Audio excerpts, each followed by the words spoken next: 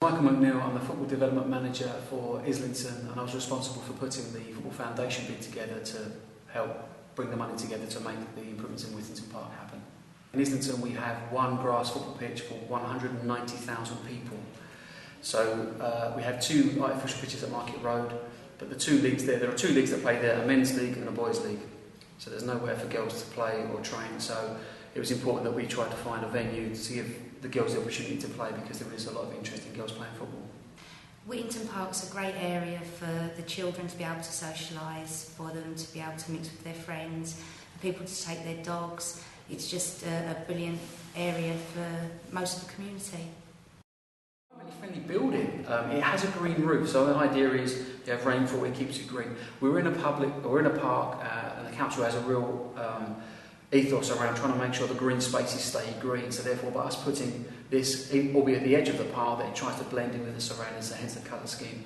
But also we've looked at things such as there's a biomass boiler, there's solar panels on the roof to help with the heating. So therefore, it's trying to be as energy efficient as possible.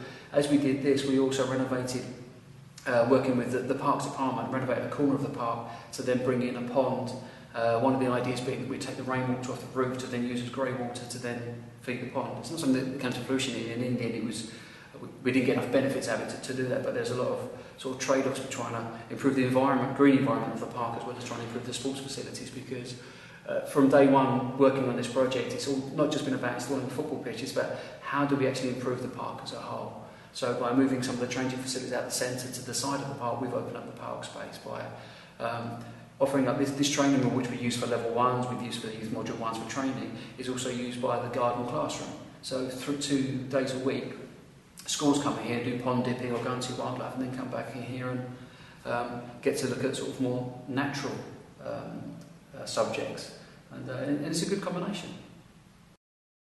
Revenue grants been used to sort of support a development programme to get things off the ground, and also fund a member of staff to help get those initiatives off the ground. So we've got a coach called Adrian who does some pay and play stuff. So as well as developing stuff on the site here at Whittingdon Park, it's helped build links with local schools. We've even worked with the community centre at the back now, and we now run an under-5 session using their small hall, so we can actually cater from kids literally from 1 or 2 years of age up to adult football, male football, women's football. All at the same site, and just by having that person who can help pull those things together and be a face for the project for the local community is a real help. We started with the pay and play sessions. When we first opened the pitch, we had a lot of boys and a couple of girls come along, Merley and Farley, and they wanted to get more involved, so we felt we had to rebuild up the girls offer.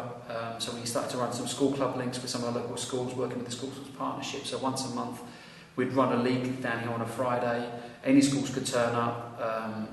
We weren't too strict on numbers, so it would be 6-a-side or 7-a-side, depending on what turned up. And we found that we started to evolve some groups out of that. Some informal teams started playing like a regular league on a Friday evening, which got some girls sort of between the ages of 10, 12, 13 involved. And out of that, we set up one girls team, we see one elite, and then we then set up sort of the girls club. We really needed something that had a bit more structure to it, so we set up the Islington Borough Ladies Football Club. And we used a Football Foundation community grant to help set up the club, and each year we'd run competitions with schools and set up a new team under 11s, which would then take on to under 12s. So the current under 15s are the first group that started off at 11 and have now got through to playing competitive football for the last 4 years.